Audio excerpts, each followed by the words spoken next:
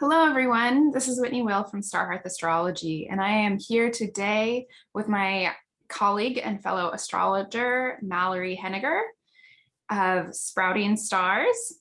And we are here and we are going to talk about Capricorn season.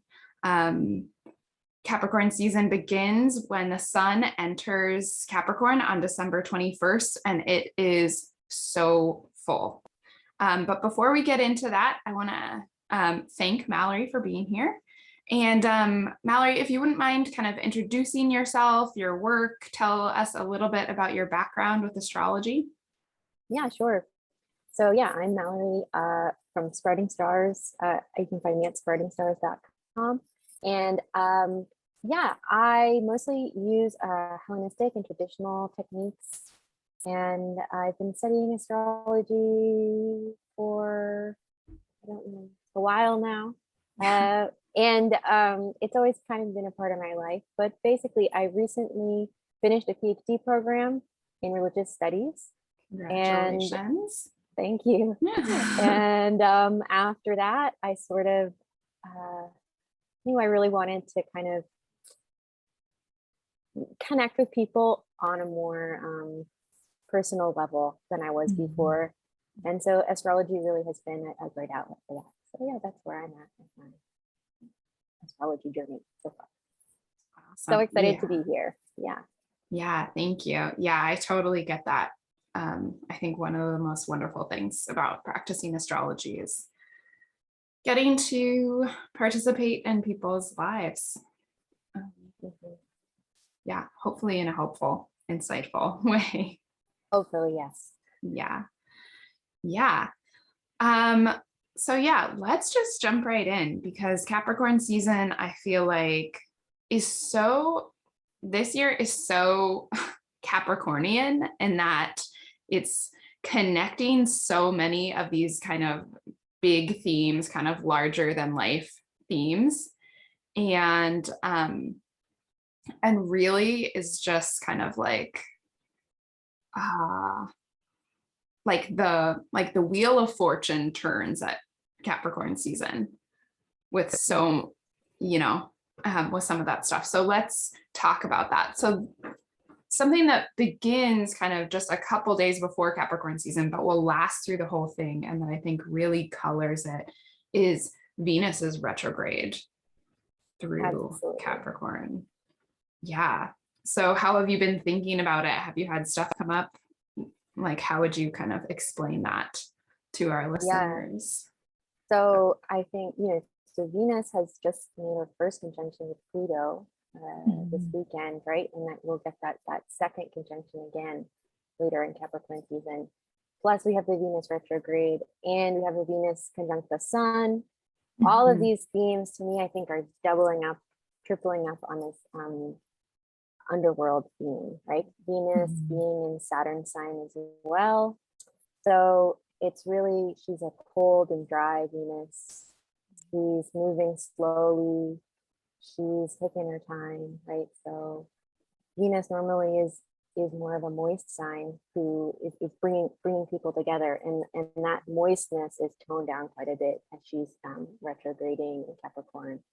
So it's really a much slower, more introverted Venus than we're used to. Yeah, and for a long time, right? So Venus entered Capricorn in the first week of November, and because of her retrograde, she'll be there through the first week of March. So even just that much time with Venus and Saturn's sign together with Pluto.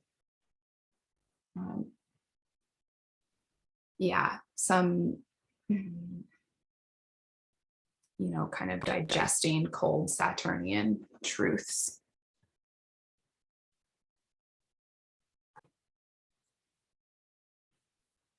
So yeah, Venus together with Pluto in the underworld for a really long time in Saturn's sign. And I think, if we zoom out a little bit, this is an interesting retrograde because the next time Venus goes retrograde in Capricorn, Pluto won't be there. the last time she did, Pluto was there.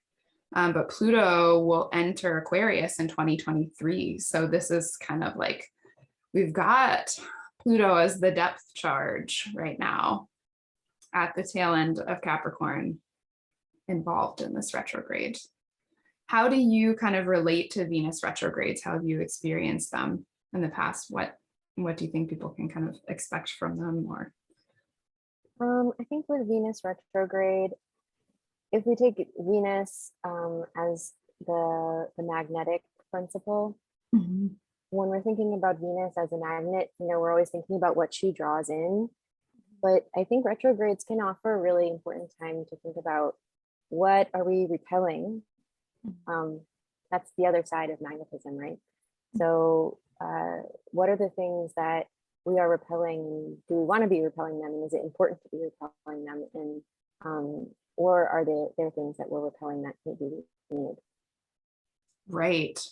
Yeah, I think that's such a beautiful way of thinking about it, right? Because some of the things that we think we want, we realize that we're actually, through our behaviors and our ways of thinking, we're repelling them.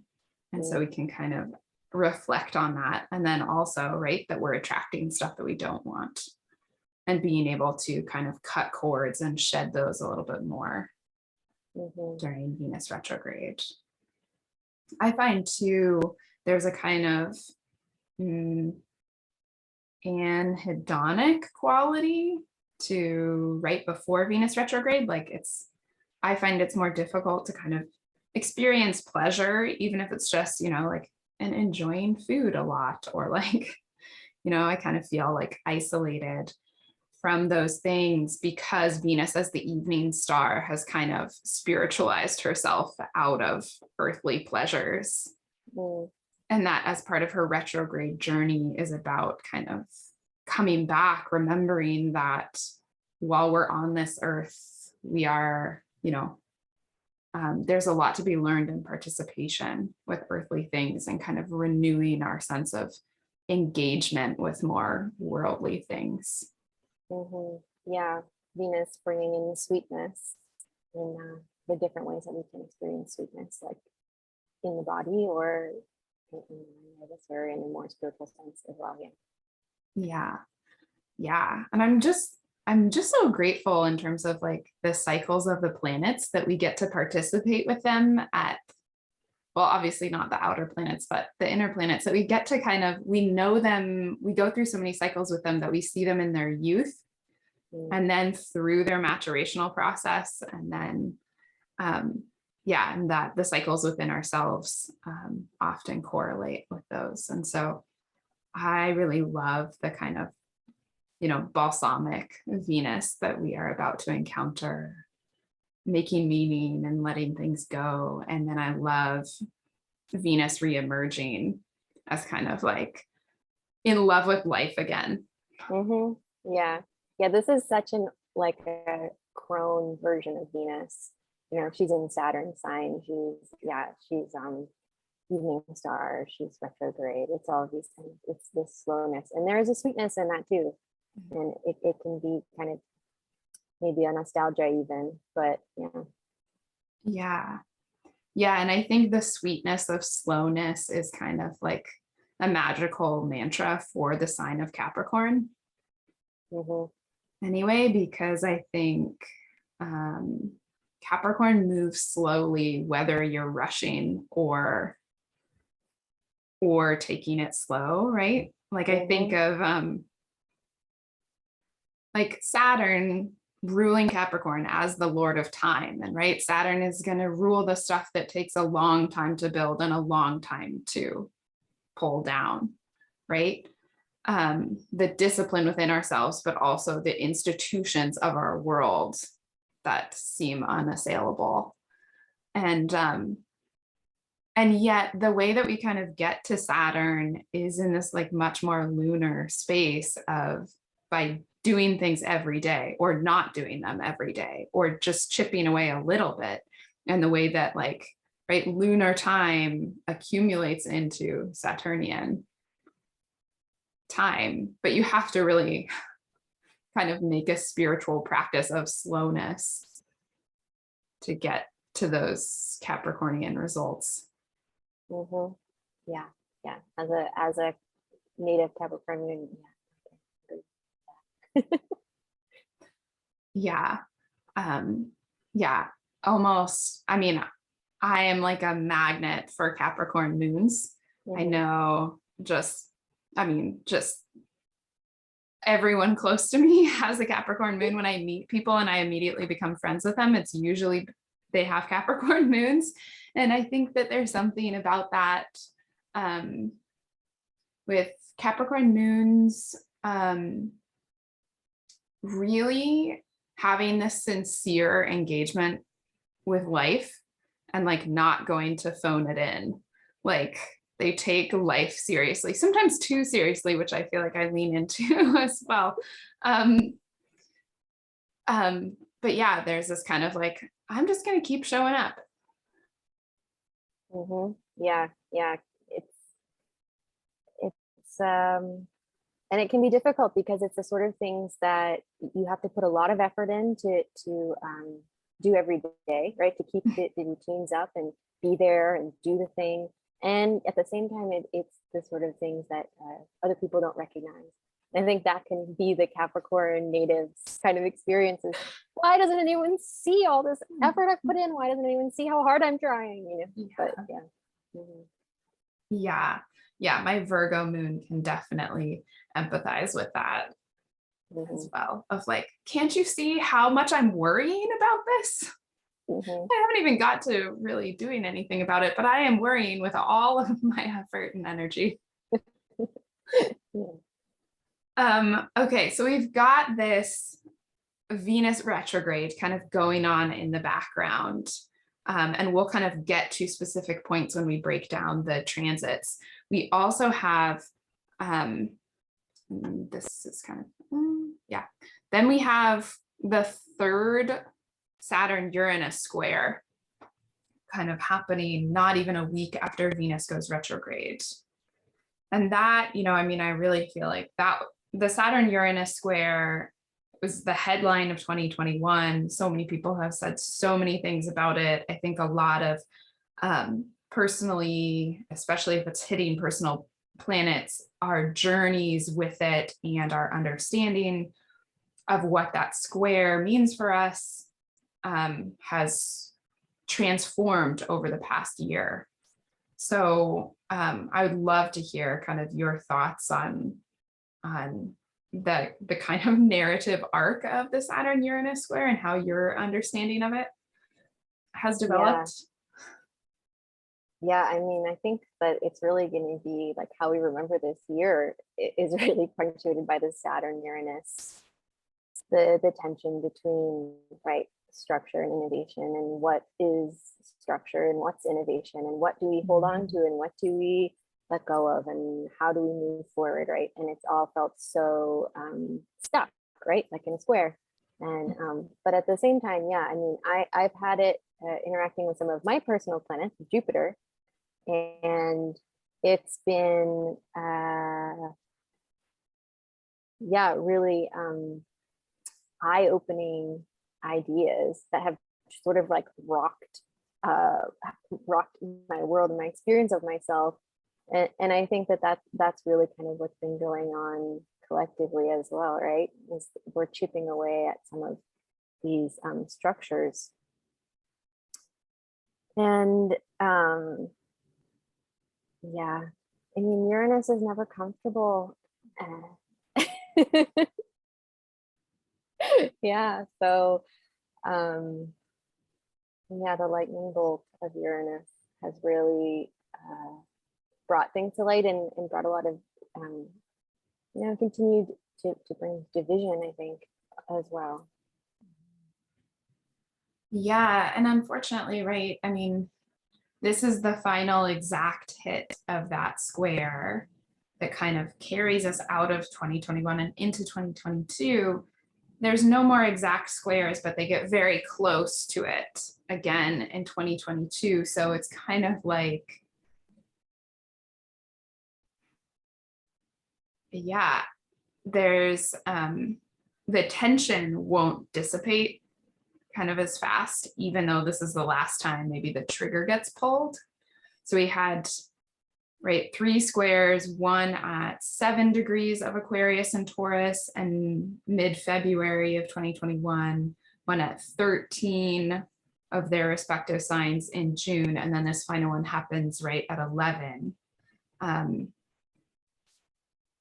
And so, yeah, I mean, for those of us with sensitive placements from 7 to 13 degrees of fixed signs, it's really been kind of tearing open a lot of stuff, because where Saturn is trying to concretize and realize and make real all these things, even in this kind of ideal vision of Aquarius. And Uranus is like, you can't transcend your body. You still have to deal with your material and your creature needs, and plus the kind of wild weather of the climate crisis is shaking up these kind of utopian futures we can dream for ourselves.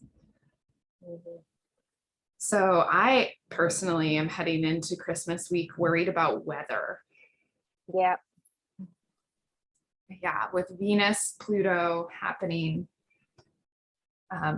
the day after, it just seems like weather could be really, really bumpy.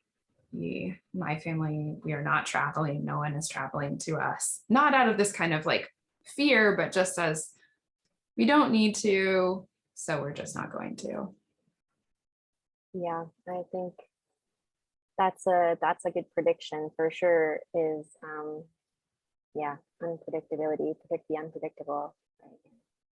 Yeah, in terms of that stuff. Then on kind of the lighter and brighter note, and I feel kind of like the like boon and like everyone's Christmas gift, Jupiter goes into Pisces on December 28th. And that I think will really kind of be a tone shift in the middle of Capricorn season. And Jupiter's in Pisces for 5 months. After that, it's moving very quickly. But I think people are going to be feeling a lot better, right? Obviously, it doesn't fix everything, but it makes it, at least in my understanding, makes it easier for us to kind of resource some of the things that have felt barren for the last couple of years with Jupiter and Saturn signs. Mm-hmm. Yeah, bringing in more optimism and more, just like that taste we got in the summer, bringing in a lot more feeling of like we can do things together.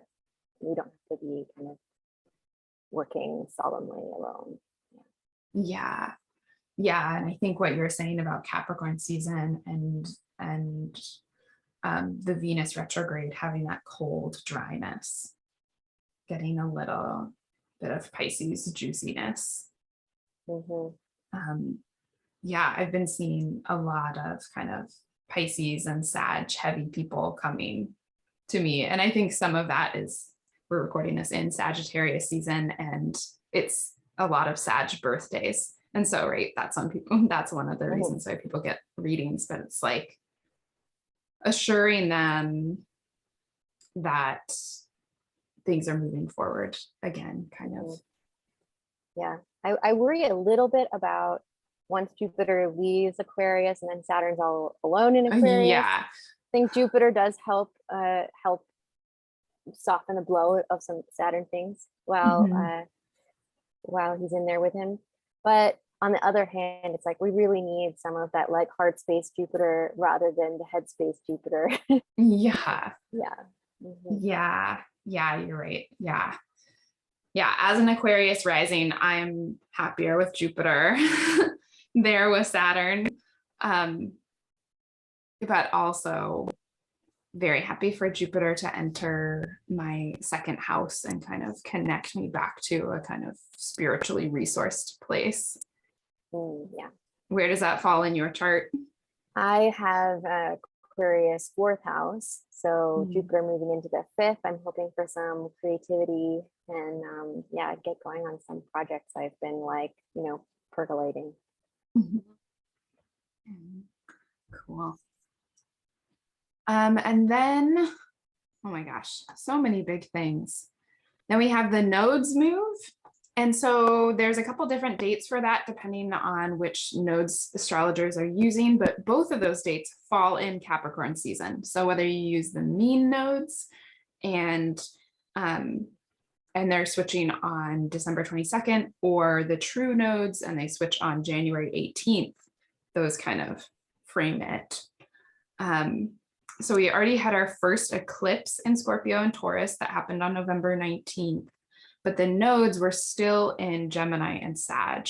And so in Capricorn season, they will switch into fixed signs and change the story. And, I would love to hear what you think about this, because I kind of go back and forth on whether the nodes themselves switching signifies that much, or if it's just the eclipses triggering them. Because on the one hand, I like to think like, well, the nodes are these calculated points and they're potent because of eclipses. And so I will kind of like ignore conjunctions to them or squares to them. But then occasionally, like Mars will be on the North Node and you see this like, and I'm like, okay, I'm not sure. Yeah, I don't know so much what I think about them just switching signs other than the eclipses. But yeah, I do feel like when I'm having a Venus ruled perfection year this year, and then Venus is on the South Node, I felt that. So I think that there is something to it. They can be kind of powerful, but very mysterious. It's hard to put your finger on exactly what is the feeling, but yeah, I mean, other than when I see eclipse, but yeah, it's hard. And we had them switch signs kind of towards the beginning of the pandemic, right? Right when we started the Sagittarius and Gemini eclipses, either in early May or early June, depending on which calculation you use, of 2020. And that seemed really kind of significant in terms of how the stories really began then. But there was an eclipse, right, a month after they switched signs. And so I wonder, how we're going to see that play out. But I think overall that transit, I think the South Node moving through Scorpio will be questioning kind of the power dynamics in terms of who controls what. I am kind of grateful to ground ourselves in the Scorpio Taurus axis, even if it's through eclipses, after being in such a heady space with Gemini and Sag, and kind of like all of the different ideological factions in the country, like fake news and conspiracy theories. I think we really saw kind of the shadows of both of those signs. Yeah. And moving into Scorpio Taurus, it's going to be doubling down on the themes of Uranus, the ecological issues. And so, yeah, grounding into those themes is obviously going to be extremely important. Yeah. And I think we'll kind of see these storylines about, right, like who gets access to material goods and who doesn't, and how the changing climate is going to affect those storylines, and how I think we will see kind of grabs of power politically and otherwise with the South Node and Scorpio. Yeah. And then, as you say, right, the eclipses in Scorpio and Taurus really pull in and keep alive the Saturn-Uranus square, because so many of them aspect, if not one, both of them over the course of the next year and a half. Which is a little bit sad, because it really means kind of no rest for the weary, fixed signs. Yeah, and you get the South Node moving through your first house then. Yeah. That was the transit that really brought me into astrology. I had a solar eclipse on my ascendant with the South Node conjunct my ascendant back in February of 2018. And before that, I had been really, really kind of cagey about the fact that I was into astrology and felt like, yeah, just very kind of protective over that. And then I had that eclipse and I started writing a column for the newspaper. I was on the radio. I started doing readings and I started an apprenticeship in astrology all at once. And it was like, okay, like rip off this mask. You do astrology. So, I mean, that doesn't sound so bad. yeah. Yeah, I think it's a wonderful transit. It tends to have eclipses in your first and seventh, but oh gosh, so nice in terms of the relief you feel afterwards. Kind of like, right, it's a Uranian thing of like, okay, we will break down these pieces. Yeah. I mean, anything, it's that the polarization, right? Yeah. It's the clear black and white kind of distinction of like before and after. Yeah. Okay, so all of these things, right? We've got Jupiter entering Pisces, which is going to last 5 months. We've got the nodes changing signs for 18 months. We've got this Venus retrograde that extends all the way into Pisces season from here. And we've got the Saturn Uranus square. And then, but we also have a Mercury retrograde, which feels very fitting kind of in light of all of this stuff, that like all of this stuff starts and Mercury's like, okay, like what I thought I was doing at the beginning of the year is maybe not actually what I'm doing. So let's go back and re-understand that. And I think the story of this Mercury retrograde, I know that sometimes it can feel frustrating, Mercury retrogrades, but this one feels like such kind of like a gift of grace, because right, Venus is like going over her values and changing them, and then kind of right at Mercury picks up the pace and it's like, okay, everything that you just said, like let's redesign what we're trying to do to make that happen. And Mercury ends up stationing direct pretty much at the degree that Venus stationed retrograde. So they all kind of come back and get into this collaborative space, which I think is really lovely. Yeah, I agree. I think, Mercury slowing down, especially it'll be moving through Aquarius and Capricorn back to Capricorn. Yeah, so it'll be nice to slow down, have a reprieve before, so we can process all of these things. Yeah, right. Mercury stations retrograde almost on the degree of the Saturn Uranus square, and then stations direct on the degree that Venus stationed retrograde. So it's kind of like, just very much being the messenger god, like connecting all of these things and making them real for us. Absolutely, yeah.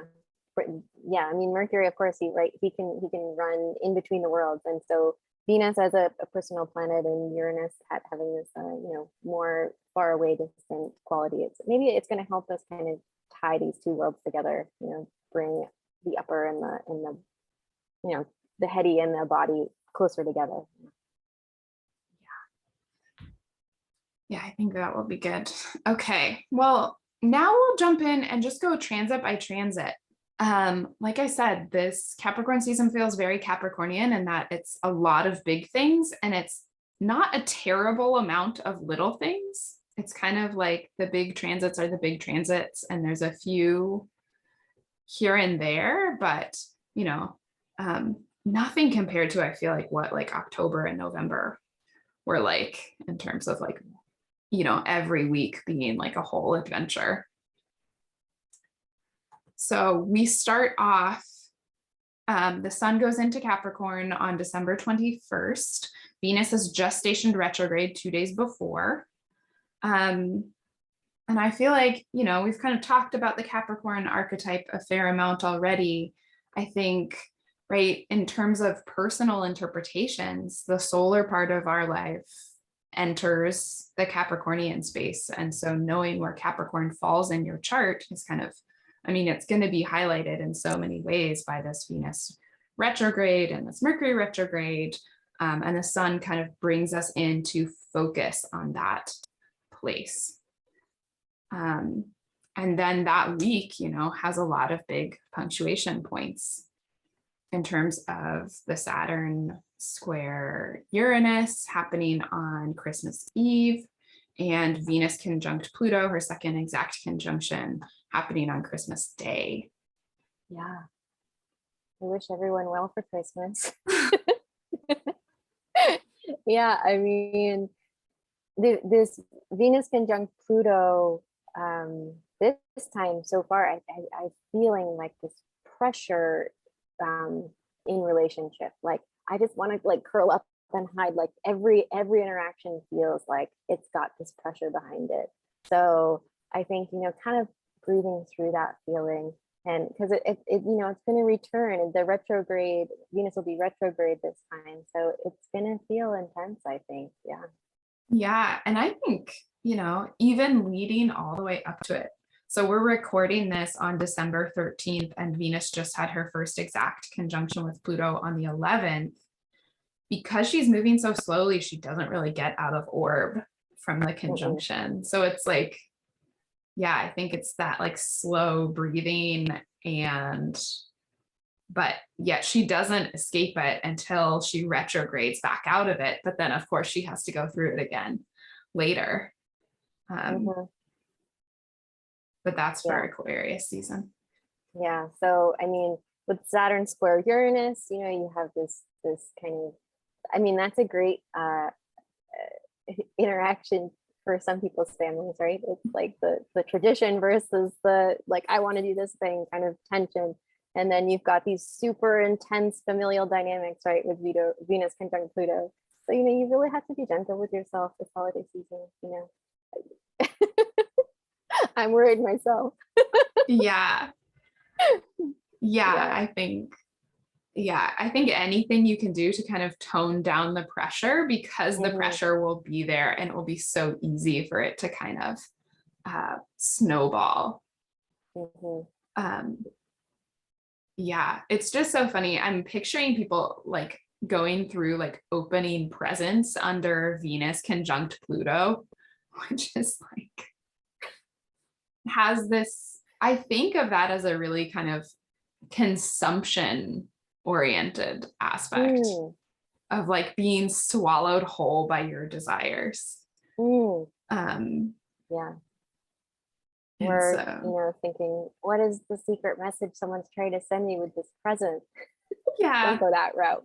But there has been, I think you're right, also like these kind of secret desires coming out, especially on this holiday where we all kind of like give and receive. I think everyone's kind of psychological pieces around giving and receiving will be like very close to the surface. Absolutely. Yeah. So I think that there's a lot we can learn from this transit for sure about ourselves. And as long as we're like keeping it a little bit, in the back of our mind, like that this pressure is going to be on. So, and be gentle with yourself. Yeah. And not only is it going to be on for you, it's going to be on for everyone around you. And so, just kind of leaning into our more like observing ego to like watch ourselves as this stuff is coming up around what we truly value. And then we get Jupiter into Pisces, this kind of this tone change of, right, this kind of Jupiter as a source of faith, kind of back into what I really experience as the sign of faith. It's been a funny kind of experience of these transits. I had a really intense experience when Jupiter was last in Cancer, where I lost somebody very suddenly, very close to me, and felt kind of really connected to God through that experience. And then in the past couple of years, I've struggled a little bit with my like feeling of connection to the divine. And it wasn't until I had a reading with a good friend of mine that I realized, oh, we've got the planet of faith and these kind of atheistic, doubtful places. Like, no wonder it's hard to find that kind of connection and have that faith. Yeah. So I'm hoping personally that Jupiter coming back into Pisces kind of helps with that. And I think we'll also see, you know, a lot of people practicing organized religion. Organized religion has been interrupted because of COVID as well, and not being able to gather in those spaces. So I think that'll be interesting to see kind of how that shifts around there. Yeah, I think Jupiter in Pisces, I'm hoping it's going to be an opening to bring some more love into our interactions. And it's like Jupiter in Aquarius, Aquarius is a humane sign technically, but it's a sign that's always a little bit like, gosh, people, you know, they could be doing better. Why can't they be doing this instead, you know? And Jupiter in Pisces, or Pisces in general, as a sign, is so forgiving. So I'm just hoping, you know, we can have a little bit more of that energy. I think that's really what's going to feel good for us. Yeah, right. It's like that. I hear what you're saying about Aquarius. I think of like Aquarius is kind of like, cool, you're doing what you're doing, but I'm not going to participate in it if I don't want to. It's like, I'm just going to unfollow everyone that I disagree with. And then I'll be in my like Aquarian righteousness. And I think Pisces, right, can bring that softness and that curiosity, and kind of be like, it's okay, like everyone. Yeah, I think that's going to be really nice right before the new year. We've got Mercury conjoins retrograde Venus the next day. And I think, right, that's where we'll kind of come to maybe an understanding if things went really crazy over Christmas, or like, right, we're kind of coming down. Venus is separating from that conjunction with Pluto, and Mercury's like, okay, so what happened? Like, while you're in the underworld, like, what's going on? And I think it's really interesting that also on that day, Mercury enters the shadow of its retrograde. So it enters that shadow conjunct Venus. Venus is like, whoa, I'm out of here. And Mercury's like, okay, what is in here? Yeah, they're meeting each other in a tunnel between this world and the underworld. Yeah. Yeah.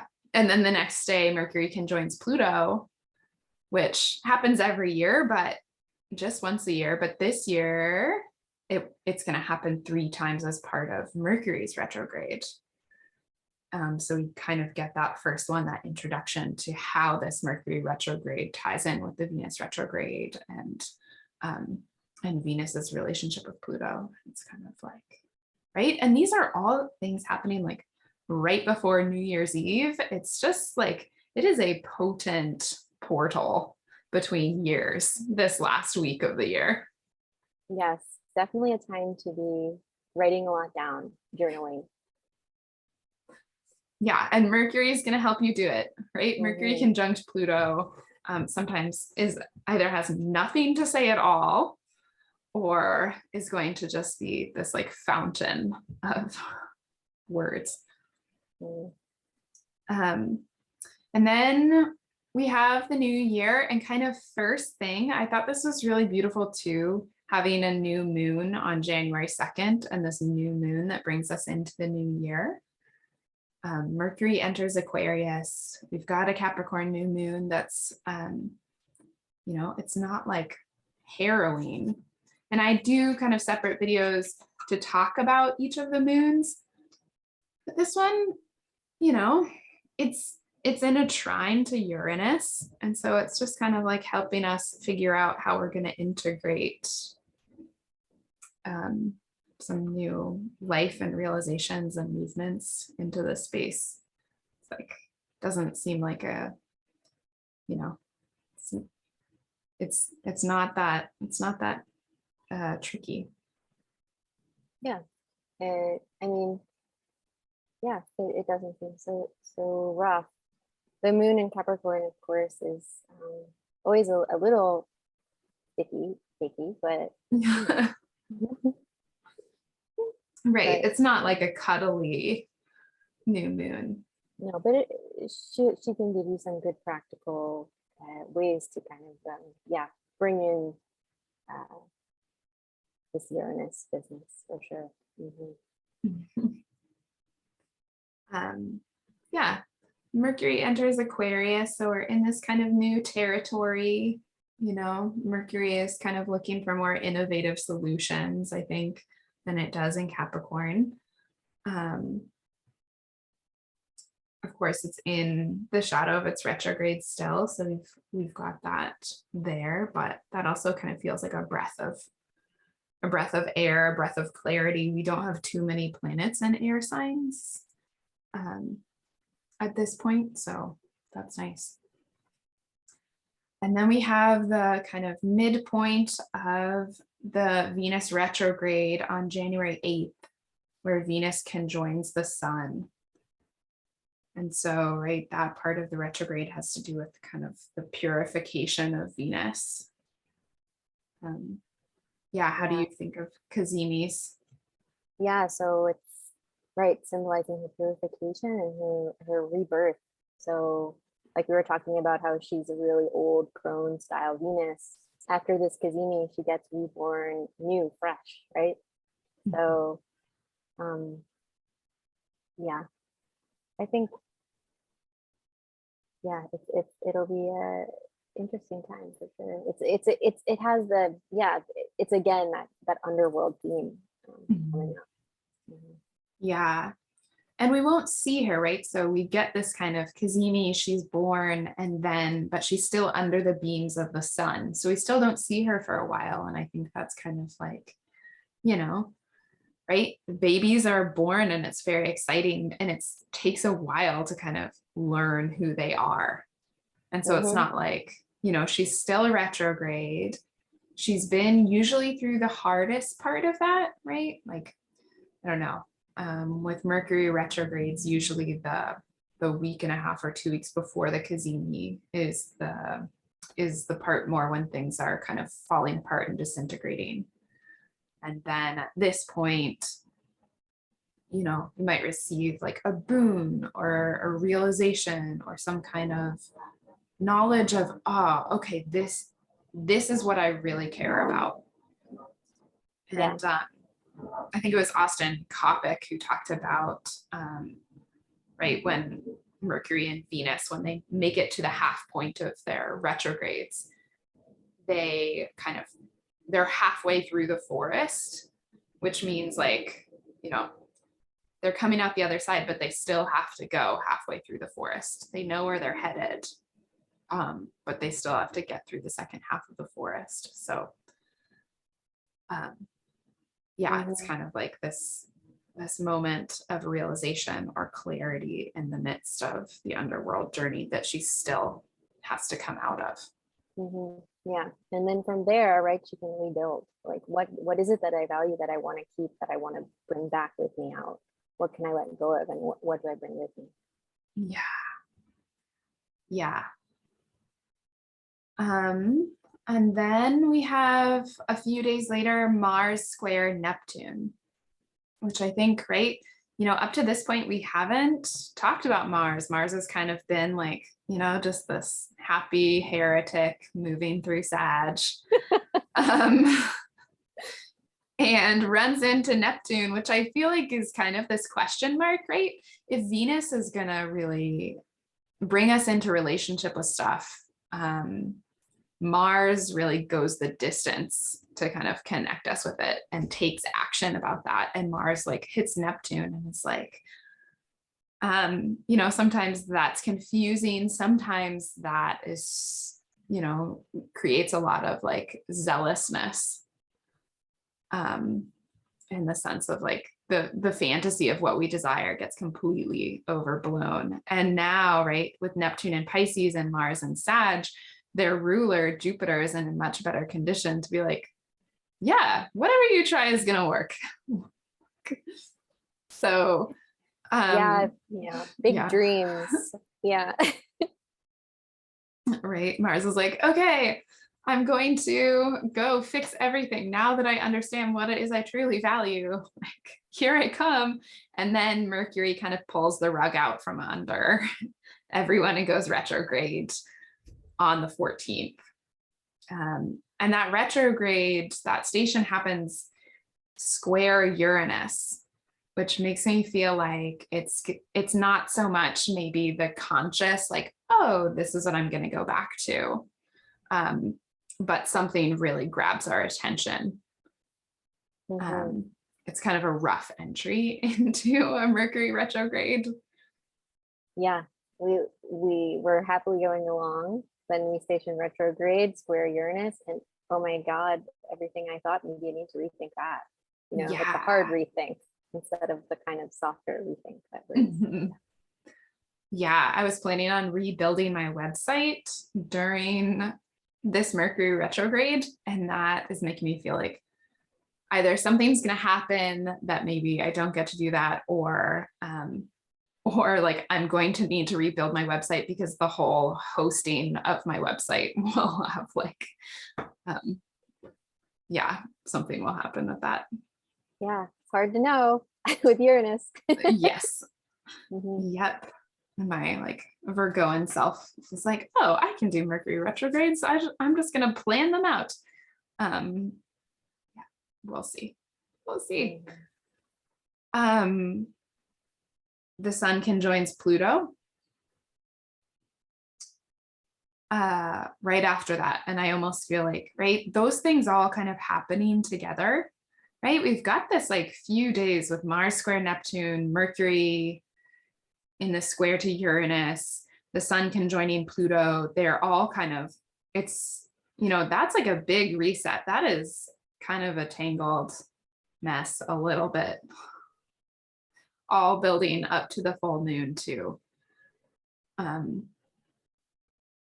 Yeah. There's I think, sorry. Oh no, I just think there's some element of like a theme of truth running through all of these transits, with Jupiter ruling the Mars Neptune square, Uranus throwing a thunderbolt in there, and then the sun shedding light on Pluto, right? The secret keeper. It's like there's this kind of revelation quality. Yeah. And then the next day we have this Cancer full moon with the sun conjunct Pluto. And it feels like all of those Plutonian truths, can use the moon to become very personal. Like they hit home really hard with that Cancer full moon, just really kind of bearing all of that. This looks like, I think that, Cancer full moons, people joke about them being emotional, but this one is like, okay, bring all of your self-care tools to this one, because that looks like a big week. It definitely does, and the sun, right? In traditional astrology, Pluto doesn't rule a sign, but in some ways I do think of Pluto as one of the natural opposites to the sun, right? The sun is assured of its own significance, and Pluto usually throws those things on their heads. And so I think that it can be this kind of like self-esteem collapse. Yeah. That happens, and then a very full Cancer moon receives that.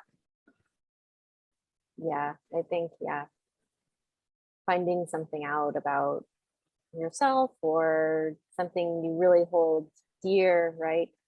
And then the full moon trying to process that.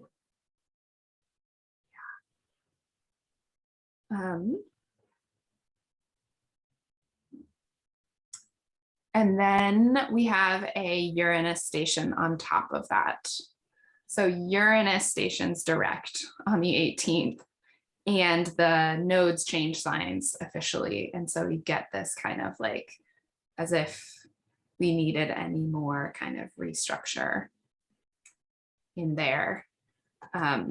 We get a highly punctuating other aspect to that. Mm. And then we head into Aquarius season. So we kind of like Capricorn season comes in with like some very doomy gongs and then like leaves like ugly crying on this full moon. Yeah, I think we're all really going to get to know Pluto this month for Mhm. sure. Yeah. And, as someone who I have Pluto right on my ascendant, Pluto's not all bad, Yeah. but, it's intense. That's the word for Pluto, right? That's the word we always use. Yeah. Yeah. Hard to moderate it a little bit.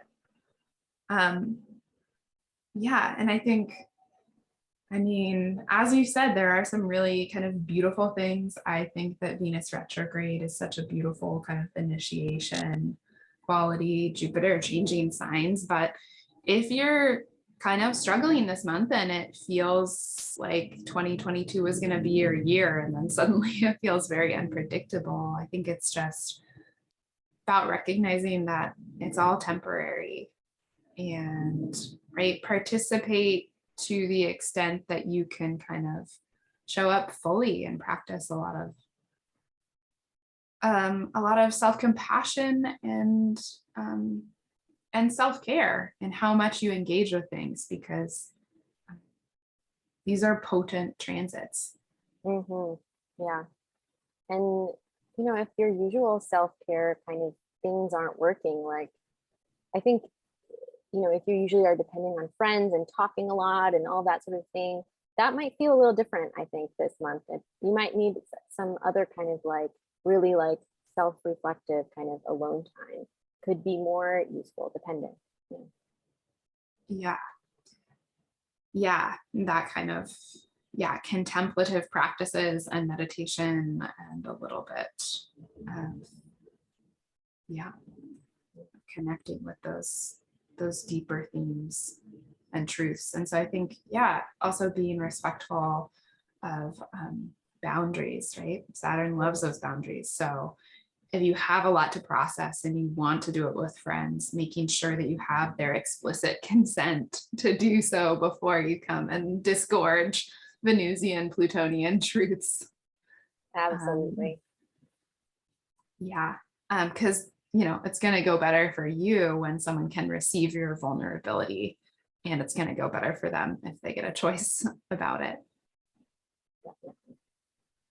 Well, thank you so much, Mallory. Thanks for sitting down to talk through Capricorn season. I appreciate your grounded Capricorn moon. I'm just, so honored to have you as a guest. And I hope everyone has a complicated Capricorn season wherein you learn many things about yourself. Yep. Learn. And you'll get through it. You'll get through it. And Happy New Year. Yes, Happy New Year. Okay, bye everyone. Bye.